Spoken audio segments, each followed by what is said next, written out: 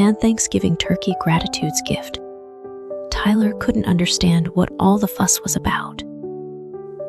Every year, his family made such a big deal about Thanksgiving cooking for days, cleaning the house until it sparkled, and inviting relatives from all over to squeeze around their dining table. "Why do we have to have everyone over?" he complained to his mom as she prepared pie crusts. "And why do I have to help? It's just dinner." "Thanksgiving is more than just dinner," Mom replied, but she was too busy to explain further. That evening, as Tyler lay in bed feeling grumpy about all the chores he'd have to do before the holiday, he heard a strange gobbling sound from his closet.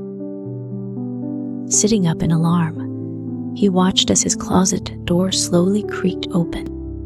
To his amazement, a small turkey with colorful feathers waddled out. But this was no ordinary turkey. It wore a tiny pilgrim hat and had intelligent, twinkling eyes. "Who are you?" Tyler stammered. "I'm Gratitude," the turkey said with a polite bow.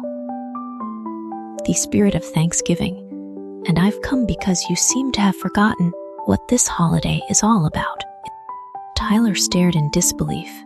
A talking turkey named Gratitude. "I must be dreaming."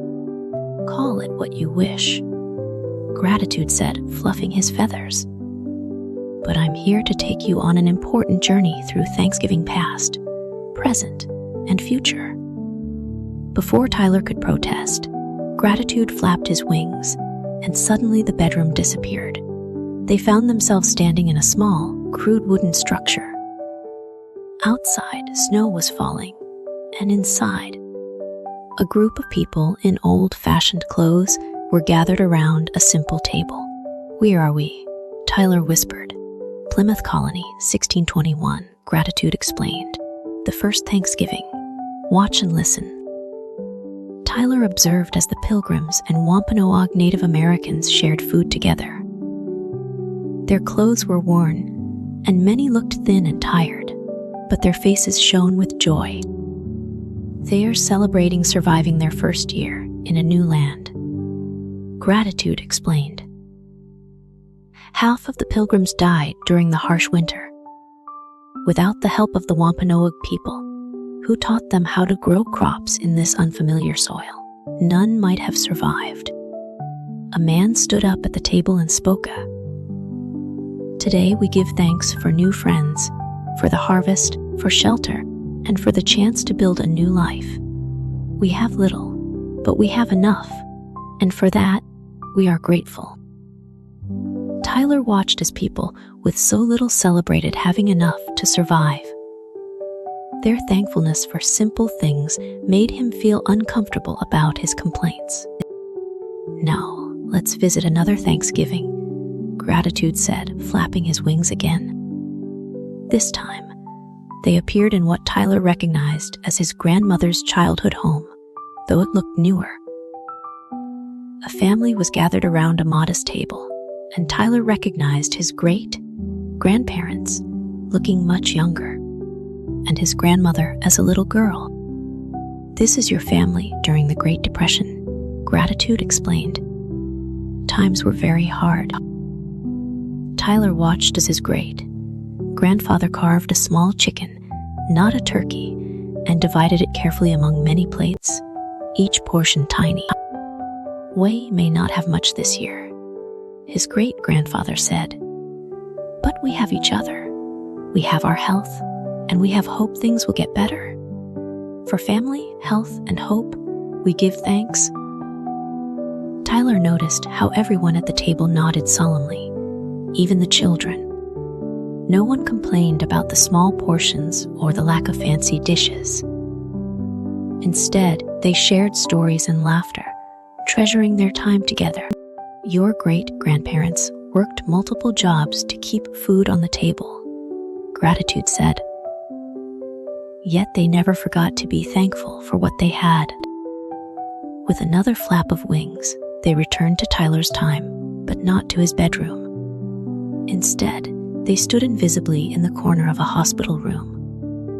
A young girl about Tyler's age sat in a bed, connected to various machines. Her family had brought Thanksgiving to her, with containers of food and autumn decorations brightening the sterile room. "This is Sophia," Gratitude said softly. "She's been in the hospital for 3 months. She won't be home for Thanksgiving this year or Christmas." Tyler watched as the girl smiled bravely while her family tried to make the day special despite the circumstances. "I'm thankful for the doctors and nurses," Sophia said when it was her turn to share gratitude, "and for my family visiting every day, and for my turkey drawing on the wall. It makes me laugh." Her simple appreciation for things Tyler took for granted, being home, being healthy, made his heart ache. "One more stop," Gratitude said. They appeared in Tyler's own dining room, but it was empty. No decorations, no turkey smell, no relatives laughing too loudly or cousins running around. Just his parents and sister sitting quietly at a small table with store-bought food. "Where is everyone?" Tyler asked, confused. "This is what could be," Gratitude explained. "This is a Thanksgiving where you got your wish. No big gathering, no days of preparation, no fuss."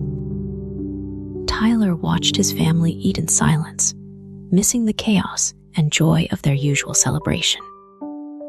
His mother looked tired, but not from cooking, from sadness. His father checked his watch repeatedly, as if eager for the meal to end. "But they look so unhappy," Tyler said. "Thanksgiving is about more than food," Gratitude said. "It's about connection, about taking time to recognize the gifts in our lives, especially each other." The turkey turned to face Tyler directly. "Your family's tradition of hosting everyone, of cooking for days, of making room for every cousin and aunt and friend, that's a gift. Not everyone has a family who can or will do that. Not everyone has the resources for a feast. Not everyone has a home where they can gather." Tyler felt a lump in his throat. The work of Thanksgiving, the cooking, cleaning, preparing, it's a labor of love. Gratitude continued. "It's a way of saying you matter to everyone invited, a way of creating memories that sustain people through harder times." With a final flap of wings, they returned to Tyler's bedroom. "So," Gratitude asked, adjusting his pilgrim hat, "what are you thankful for?" Tyler thought about everything he had seen, from the pilgrims' basic survival to his own family's abundance, from his great-grandparents' resilience to Sophia's courage. "I'm thankful for my family," he said slowly, "for our home, for having enough food that we can share it, for traditions that bring us together." Gratitude nodded approvingly. "Remember that feeling," he said. "Gratitude isn't just for Thanksgiving Day. It's a way of seeing the world every day." As the turkey waddled back toward the closet, he turned one last time. "And Tyler, the best way to show gratitude is to share what you have, whether it's food, time, or simply kindness. When you help prepare the Thanksgiving meal, you're not just making dinner. You're creating a moment for people to pause and remember what matters most." The next morning, Tyler surprised his parents by getting up early to help with preparations. As more and more relatives arrived over the next few days, instead of hiding in his room, he welcomed them and listened to their stories.